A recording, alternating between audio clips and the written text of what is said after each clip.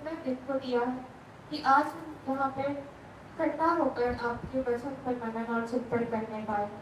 पिता, यहाँ पर जितने भी लोग उपस्थित हैं, उन सभी के लिए प्रार्थना करते हैं कि आप उसके मन को एक अच्छी भूमि बनाएं, ताकि वे वचन को अपने मनों पे बोकर एक अच्छा पेड़ बन पाए और उसे उससे वे फलवंत हो पाए। पिता पिता आज मेरे मुख से जो भी बातें निकले या जो भी शब्द निकले पिता, वो सभी आपके द्वारा होना कि मेरे विचारों के द्वारा।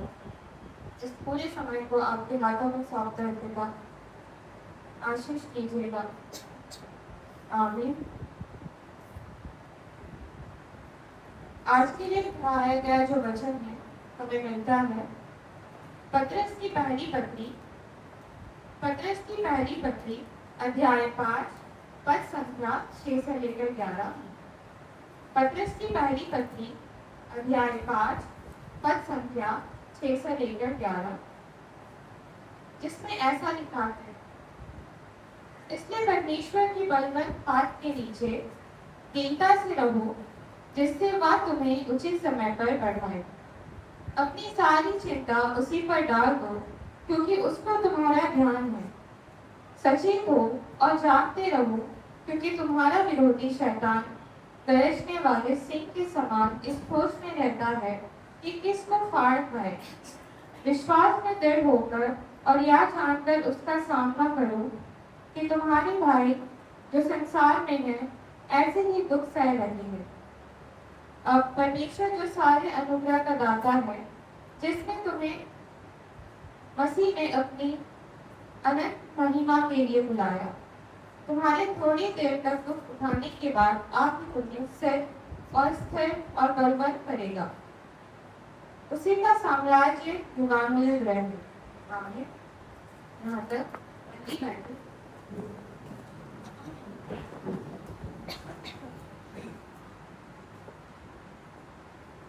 आज का जो वचन है की पहली पुस्तक पतरस की पहली पुस्तक वो पतरस के द्वारा ही लिखी गई है। और पतरस का यहूदी नाम शिमोन था। जब उसने जीसस को अपनाया तो उसका अरामी भाषा में नाम पड़ा कैफा, जिसका अर्थ होता है चट्टान, और यूनानी मतलब ग्रीक भाषा में उसका नाम पड़ा पतरस। ये वही पतरस है जो यीशु के साथ पानी में चला था, जिसने पेंटिकोस्ट की पहला संदेश दिया था और जिसकी वजह से 3000 लोग बपतिस्मा लिए थे।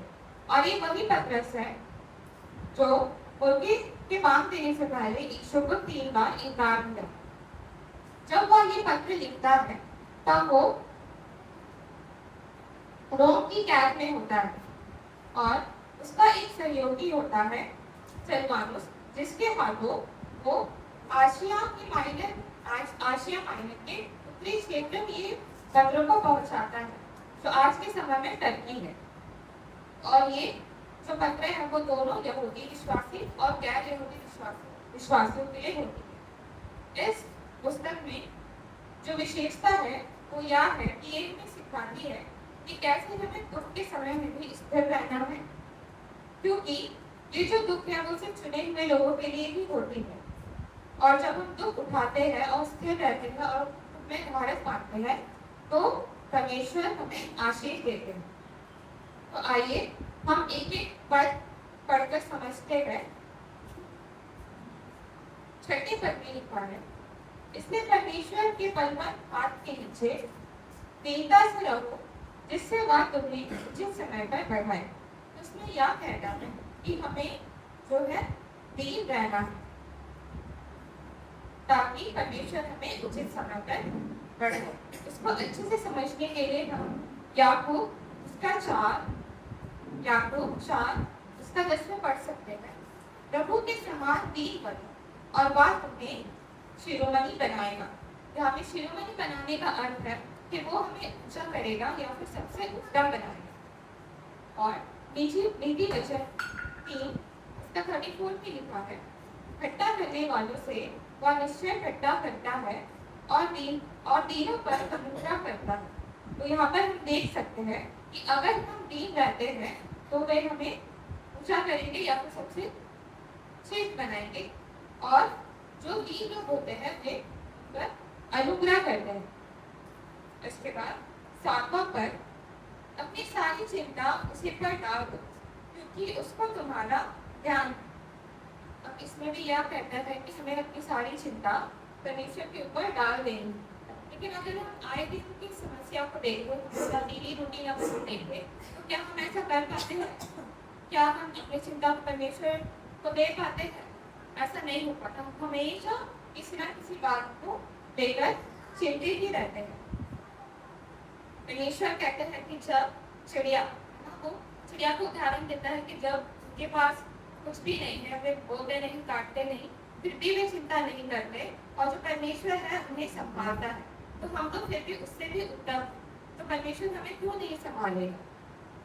जिसमें भजन संहिता 55 उसका 22 में लिखा है, अपना भार यहोवा पर डाल दे, वह तुम्हें संभालेगा, वह धर्मी को कभी टलने ना देगा। यहाँ में यही कहा हुआ है कि हमें जो अपना भार है वो परमेश्वर को दे देना है और हमें चिंता नहीं करना है।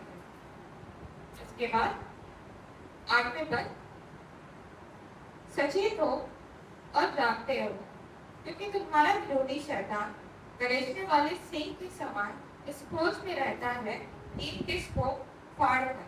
तो जैसे कि हम जानते हैं कि जो परमेश्वर है उसका जो दुश्मन है वो कौन? शैतान है, और वो हमेशा यही ताकते रहता है कि कब हम पाप में गिरे और कब हम गलती करें, तो हमें ये चीज नहीं करना। यहाँ तक कि जो पतरस है उसने भी गलती की थी, उसने भी जो है यीशु को 3 बार इनकार किया। जब उनसे गलती हो सकती है तो हमसे तो होती ही है ना। तो हमें हमेशा परमेश्वर से प्रार्थना करना है कि हम परीक्षा में अगर पढ़े तो हमें जो है धीरज रखना है ताकि हम कोई भी पाप ना करें या फिर गुस्सा में आते या फिर कुछ भी करें इसमें ना लें। इसके बाद 9वें पद में ऐसे लिखा है, विश्वास में दृढ़ होकर और यह जानकर उसका सामना करो कि तुम्हारे भाई जो संसार में ऐसे ही दुख सह रहे हैं। इसमें ऐसा कहता है कि विश्वास में दृढ़ होकर रहना है और यह जानना है कि यह जानकर उसका सामना करना है कि तुम्हारे भाई जो संसार में है ऐसे ही दुख सह रहे हैं। जब पतरस उस समय पे था तो वहाँ पर बहुत ही जो है मसीहों का बहुत ही विरोध हो रहा था। इसलिए जब भी वो लेटर भी लिखते हैं, पत्र लिखते हैं, तो वो रोम की कैद में होते हैं और इसके साथ और भी जगहों में जो है अत्याचार हो रहा होता है। इसलिए वो ऐसा कहते हैं कि यह ध्यान में रखना है कि और भी भाई हैं जो दुख सहते हैं। अगर हम आज के समय में भी देखें तो आए दिन हम आज के समय में भी कई प्रकार की नाना प्रकार के दुख से गुजरते हैं। वो समस्या कैसे भी हो सकती है, कैसे भी परीक्षा हो सकती है। कोई पढ़ाई को लेकर परेशान है, कोई नौकरी को लेकर परेशान है, कोई घर को संभालने को लेकर परेशान है, चाहे जो है बच्चों को लेकर परेशान है। बहुत सी समस्या होती है, मगर सवाल ये है कि अगर हम मसीह है, अगर हम परमेश्वर को इतना मानते हैं तो हमारे ही जीवन में क्यों इतनी तकलीफें आती है? बहुत लोग कंप्लेन करते हैं कि हम जब मसीह में ज़्यादा जाते हैं तो तभी ज़्यादा तकलीफें हमारे ऊपर आती है। तो ऐसा क्यों होता है? 2 तिमोथी उसका 3 और 12, 2 तिमोथी 3 उसका 12 इसमें ऐसा लिखा है, पर जितने मसीह यीशु में भक्ति के साथ जीवन बिताना चाहते हैं वे सब सताए जाएं। यहाँ पर क्लियरली लिखा हुआ है कि जितने भी लोग मसीह में हैं या फिर इनकी राह में चलना चाहते हैं वे सताए जाएंगे, क्योंकि शैतान जो है जो पहले से बुराई में या फिर पाप में है उसको क्यों ही चुनेगा। जो मसीह में आना चाहते हैं वो उन्हीं को ही परेशान करेगा और ज्यादा परीक्षा में डालेगा। जैसे कि अगर हम देखें, अगर हम चेलों की बात भी करें तो उनकी मृत्यु जो हुई थी बहुत ही, हर किसी की मृत्यु जो है बहुत दर्दनाक हुई थी। जैसे कि पतरस जो है उसको उल्टे क्रॉस में लटकाया गया था, आंद्रियास को क्रॉस शेप के क्रॉस में लटकाया गया था, याकूब को तलवार से मारा गया था, यहूदा को उबलते तेल में डाल दिया गया था, मगर परमेश्वर ने बचा लिया था। बरतोल्मै की खाल घेर दी गई थी, फिलिपुस को कोड़े मारे गए थे आदि। और भी चेले हैं जिनकी मृत्यु बहुत ही दर्दनाक हुई। तो आप समझ सकते हैं कि वे लोग जो इतने प्रभु के प्रिय है ना, उन्हें इतने दुख से गुजरना पड़ा। इसीलिए हम जब भी परमेश्वर को या फिर यीशु मसीह को फॉलो करते हैं तो हमारे जीवन में दुख तकलीफें आते ही है।